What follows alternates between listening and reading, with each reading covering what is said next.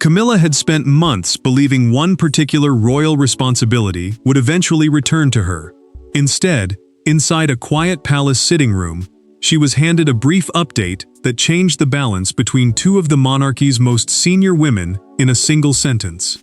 The role Camilla had explicitly asked to reclaim had been assigned permanently to Princess Anne, and when the Queen finally understood that the decision had already taken effect, her reaction stunned everyone nearby. Before we go deeper into what this really means for the royal family, make sure to subscribe so you don't miss a single update. Camilla lowered her eyes to the final paragraph and reread it. Then once more. The Royal Patronage Coordination Role. The fictional household responsibility, overseeing heritage patronages and major ceremonial appearances, was no longer being treated as temporary. Anne had formally inherited it, and the palace had decided she would remain its continuing custodian. Camilla had stepped away believing the responsibility could return. She had asked for it back. She expected Charles to support that return. Now the document said otherwise. Charles watched her place the page down. He said nothing. Camilla turned toward the king and asked quietly, "So there was never going to be a return?" The silence that followed was worse than resistance. If he had argued, she could have challenged him. If he had defended the decision, she could have pushed back. But the monarch's hesitation told her something deeper. He had known Anne's position was becoming permanent before she had been told. Camilla felt the injury sharpen when she reached the line describing Anne not as a substitute, but as the role's continuing custodian. Princess Anne, the king's sister and a long-serving working royal, had been briefed on responsibilities. She had begun handling coordination tied to the position before Camilla received confirmation. The Queen understood the implication. This was not a transfer waiting for review. The transition had already begun. Charles finally told her the decision centered on continuity, not punishment. Yet his explanation did little to soften what she was hearing. Camilla had believed the king would fight to restore a responsibility she considered part of her place within the royal household. Instead, Anne had accepted it, Charles had allowed it, and the palace had moved forward without waiting for Camilla to accept the outcome. That was the real devastation.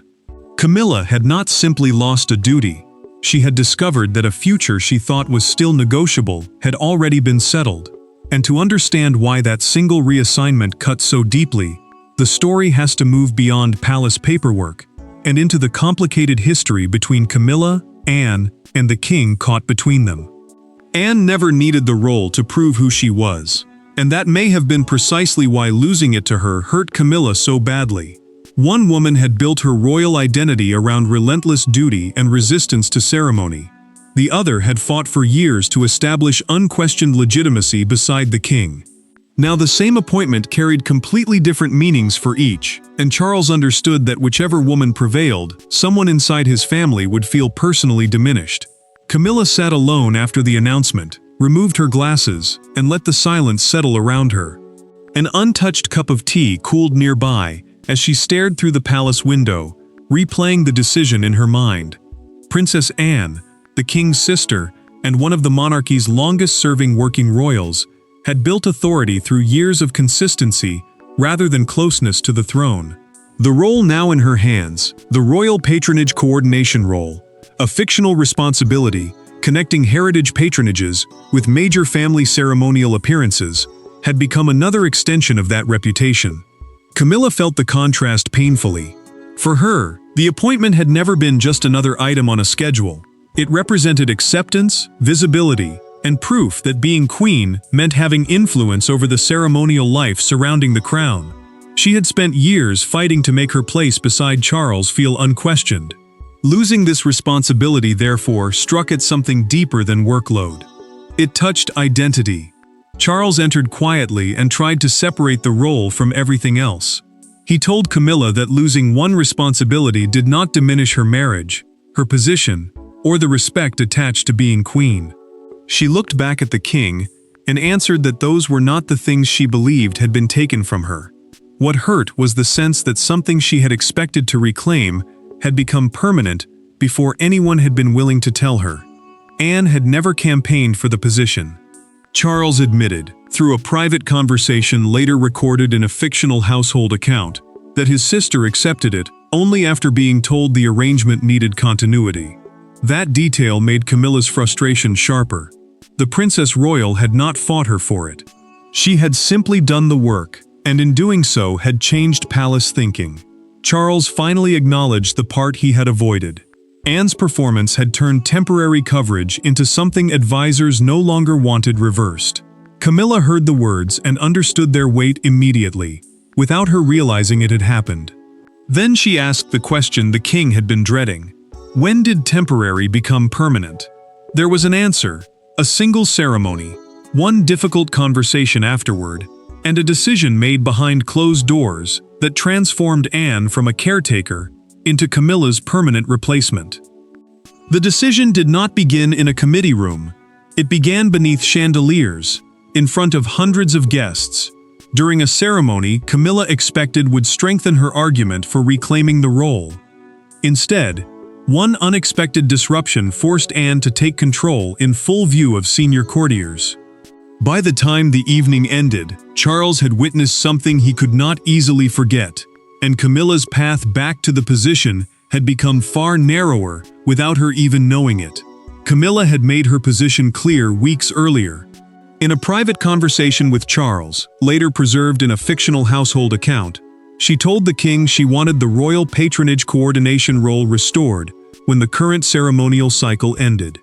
That role meant responsibility for coordinating selected heritage patronages and major family appearances. Charles did not refuse. He told her the arrangement would be reviewed, and that answer left the Queen believing the door remained open. Then the Windsor Heritage reception changed everything. The event, a formal gathering linking royal representatives with heritage organizations, was meant to reinforce continuity and order. Instead, a sudden dispute over precedence threatened to stall the receiving line. Anne stepped in immediately. She reorganized the order, calmed two frustrated household representatives, and had the procession moving again within minutes. Charles noticed. So did Camilla. Camilla kept her composure as Anne received thanks from the king and senior aides. Later, in a private exchange, she told Charles that temporary competence should not quietly become permanent possession. The monarch did not argue about Anne's ability. He said something colder. The issue was no longer competence. It was stability. Camilla heard the warning at once. Stability meant the palace was beginning to value what Anne had built more than the promise that the role might someday return. Charles soon received a written continuity recommendation from senior household advisors. The document argued that another transfer would create disruption across schedules, patronage relationships, and ceremonial planning. Anne hesitated when permanence was raised. According to a fictional recorded briefing, she asked whether keeping the role would create unnecessary family tension. She was told the king wanted an arrangement capable of surviving future transitions. Only then did the Princess Royal agree. Camilla would not learn the full sequence immediately. When she finally discovered that Anne had known about that conversation before the final decision reached her, hurt hardened into something more dangerous. She realized Anne had not merely inherited the role, she had been invited into the future Camilla believed still belonged to negotiation. The old tension could survive schedules, memoranda, and carefully worded palace conversations, but it could not survive two women standing face to face with no advisor left between them. Camilla did not summon Anne through secretaries. She found her. In a smaller Windsor drawing room after an afternoon engagement, the Queen waited until the final aide had stepped outside, and then asked the Princess Royal the question that had been burning since the announcement. "You knew I wanted it back, didn't you?" Anne did not deny it. What followed was not a shouting match, but something far more dangerous inside a royal family: absolute honesty. Camilla stayed standing. She moved a chair aside, instead of taking it, making clear that this was not a polite family conversation. Anne faced her without retreating. The royal patronage coordination role, the fictional household responsibility overseeing selected heritage patronages and major ceremonial appearances, had become the source of the fracture. Camilla believed her sister-in-law had accepted permanence while knowing the Queen wanted the duty restored. Anne believed something very different. Once she had been asked to carry responsibility for the crown, personal competition could not decide how she performed it. Camilla told her the issue was loyalty. She said Anne knew how much the role mattered, and still allowed the arrangement to become permanent without warning her. Anne answered calmly that loyalty to a person and duty to the institution were not always the same obligation. Neither woman raised her voice, and that restraint made every accusation sharper. The words landed hard because they stripped away every excuse. Camilla had entered, expecting resistance, perhaps even defensiveness. Instead, the Princess Royal gave her something colder: certainty. Camilla's voice tightened. "You could have told me." Anne paused before answering. "It was not mine to promise back." According to a fictional documented account of their private exchange, that sentence changed the tone instantly. Then revealed that when permanence was first discussed, she had told Charles she would surrender the responsibility if he believed returning it to Camilla genuinely served the monarchy better. The king never asked her to step aside. Camilla felt the argument shift beneath her. Until that moment, she could still frame Anne as the person who had taken what she wanted. Now the truth pointed somewhere else. Her sister-in-law had offered Charles a way out, and he had chosen not to take it. That meant the decision was not Anne's victory over Camilla. It was the king's judgment. Camilla stopped pressing.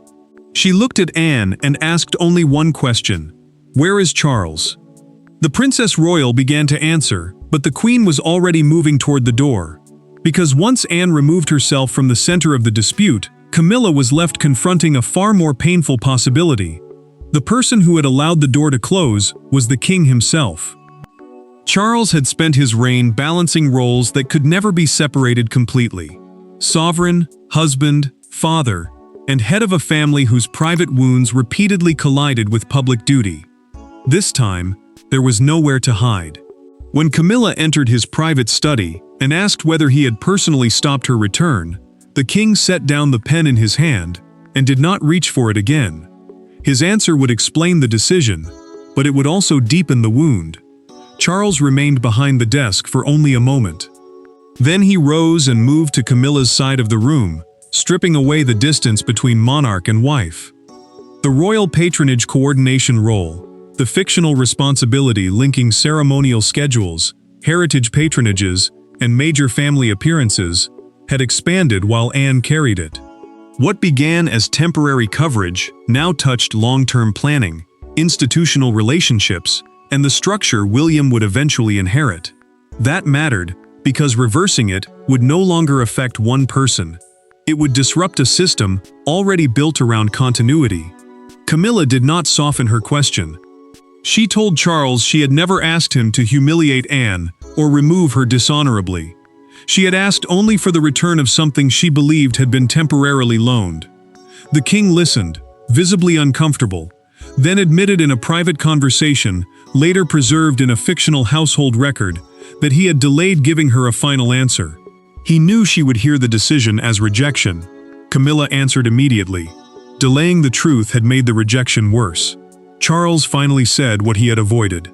Anne's position now had backing from senior household advisors, and from William, the Prince of Wales, who saw stable ceremonial patronages as part of preparing for the next reign. The future king believed continuity mattered more than another transfer driven by family expectation. Charles agreed. And because the monarch knew that overruling that consensus for his wife's personal request would make the institution look governed by preference rather than duty, he refused to reverse it. Camilla absorbed the admission in silence. Her anger toward Anne had already weakened. Now the real source of the decision stood directly in front of her. Charles had not failed to act. He had acted deliberately. He had chosen stability over her request, and William had supported the same principle. That was the moment the argument ended. Camilla finally understood that there was no hidden appeal left to make, but understanding the decision was not the same as living with it. The emotional verdict had been delivered in private. The next morning, she would discover how brutally permanent that verdict could feel, once palace doors, schedules, and invitations began reflecting it without asking permission. There was no dramatic announcement waiting at breakfast. No confrontation, no ceremonial stripping of authority. That made the change feel worse. Camilla opened the morning schedule and noticed 3 meetings that once would have appeared beneath her name were now grouped under Anne's. A reception briefing had vanished entirely. Then an aide arrived to collect a folder Camilla believed was hers, and in that ordinary gesture, the Queen finally experienced what permanence felt like. Camilla held the folder for several seconds before letting go. The aide explained that it now belonged with the Princess Royal's office. Anne, the King's sister, was now receiving the patronage briefings, ceremonial coordination calls, and heritage event consultations attached to the role. Those responsibilities mattered because they shaped who spoke for the family at selected events and who maintained relationships with long-established organizations. "Of course," Camilla said, and the aide left. Charles noticed the change in her immediately. He watched her scan the revised schedule, then push it aside without comment. The king did not reopen the argument from the night before. Camilla understood his restraint as acceptance. That hurt because nothing else around her looked hostile. Her title remained intact. Her engagements remained in place. No one challenged her place beside Charles. Yet precisely because the change was so narrow, it felt brutally real. The palace had adjusted without drama, and everyone seemed to know how to continue, except her, quietly and almost automatically. Camilla grew more unsettled as the morning moved on. Staff remained polite. Doors still opened. Calls were answered. But the machinery of the household had already learned a new rhythm, and Anne was now part of it. Later, a fictional documented staff note reached the Queen, explaining that the Princess Royal had instructed aides not to remove Camilla from any shared event, unless there was an operational reason. Anne had deliberately tried to prevent the transfer from becoming humiliation. Camilla did not know whether to feel relieved or wounded. Sympathy from Anne was almost harder to carry than rivalry, because it removed the anger that had sustained her. Charles saw that realization settle over her, but the monarch again chose silence. For the first time, Camilla began to understand that Anne was not trying to defeat her. She was trying to do the job without making the family fracture around it. Camilla made one decision before the day ended. She asked for a final private conversation with Anne, but this time, she did not want to argue over ownership. The first confrontation had been about possession. The second would be about whether either woman could walk away without allowing the appointment to poison the family around them. No secretaries entered the room. No briefing papers sat between them. Anne arrived expecting another argument, and instead found Camilla standing beside the fireplace, with none of the sharpness she had carried during their first confrontation. The Queen did not ask for the role again. She asked something simpler. "Did you think I was wrong to want it?" For the first time since the crisis began, Anne's answer addressed the woman rather than the position. Camilla already knew the appointment could not realistically be reversed. She had heard Charles explain the decision, watched the household adjust, and seen the responsibility settle around Anne without ceremony. The royal patronage coordination role, the fictional duty connecting selected heritage patronages with major family appearances, had become part of the palace's working structure. That mattered because changing it now would disrupt relationships and schedules already built around continuity. Camilla had stopped looking for institutional victory. She wanted emotional clarity after days of increasingly painful silence. Anne understood the danger from the other side. Permanence could look like triumph, even when she had never sought to defeat anyone. With no aides present, both women finally sat. Camilla admitted that reclaiming the role would have felt like proof that she was trusted, not merely tolerated.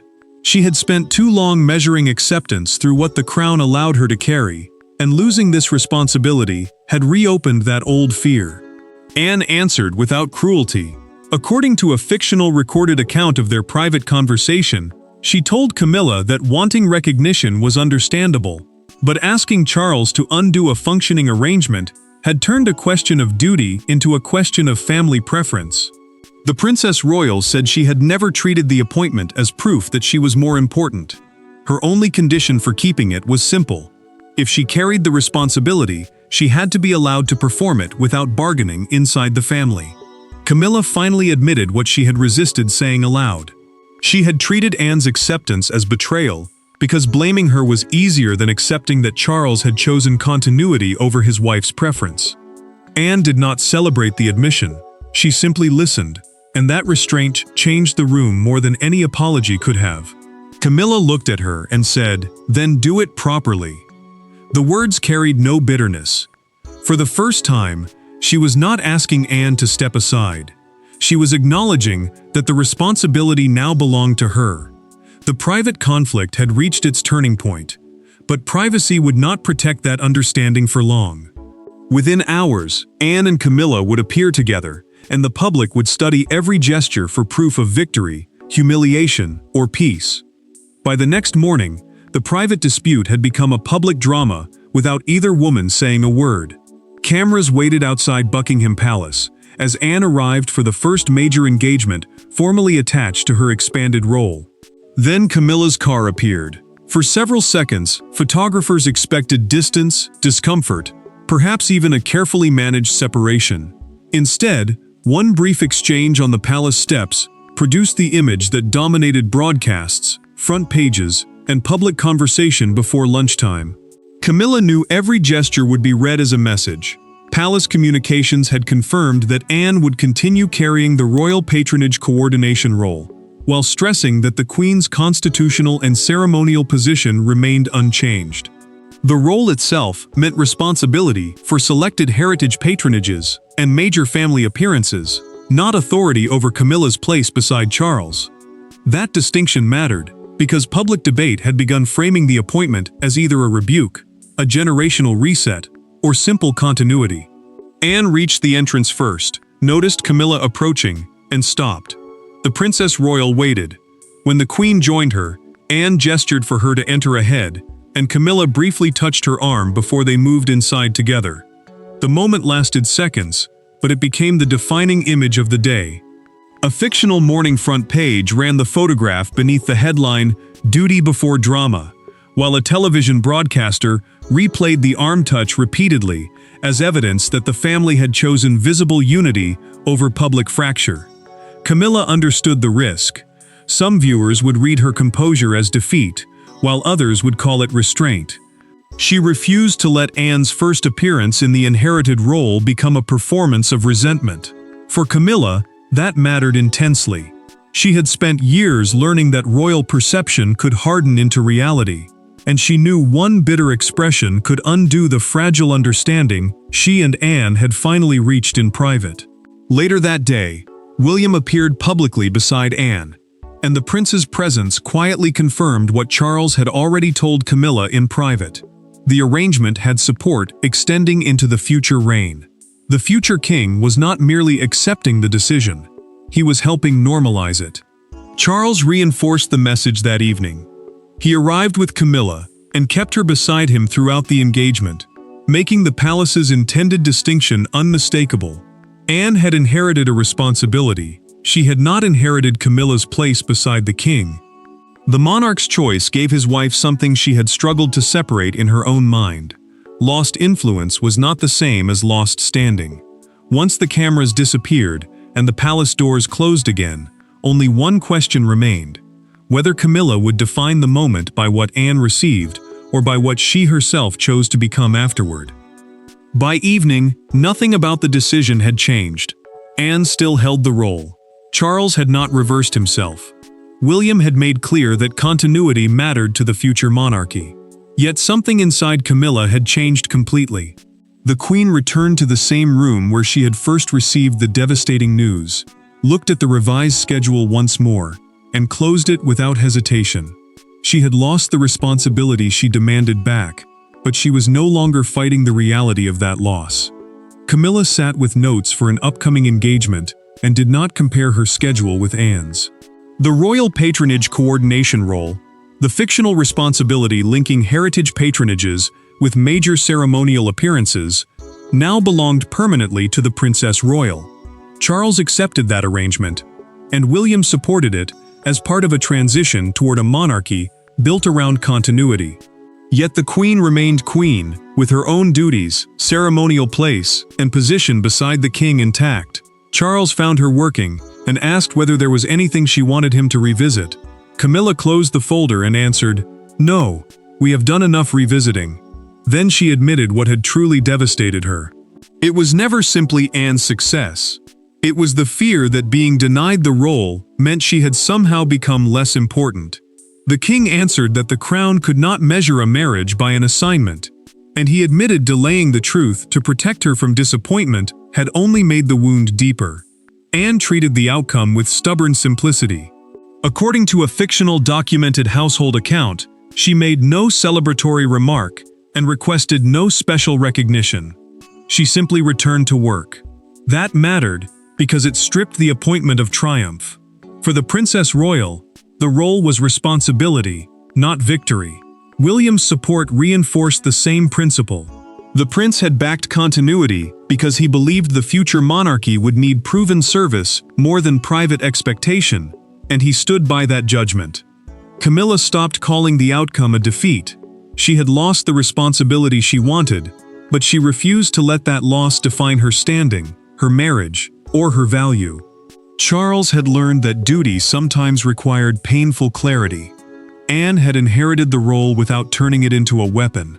William had helped establish a precedent that service, once proven, would not be casually undone for family preference ever again by anyone. Anne kept the responsibility. Camilla kept her place beside the king. And in the end, the monarchy survived the collision by refusing to pretend those two things were ever the same. Thanks for watching. Please don't forget to like and subscribe, and we will see you in next one.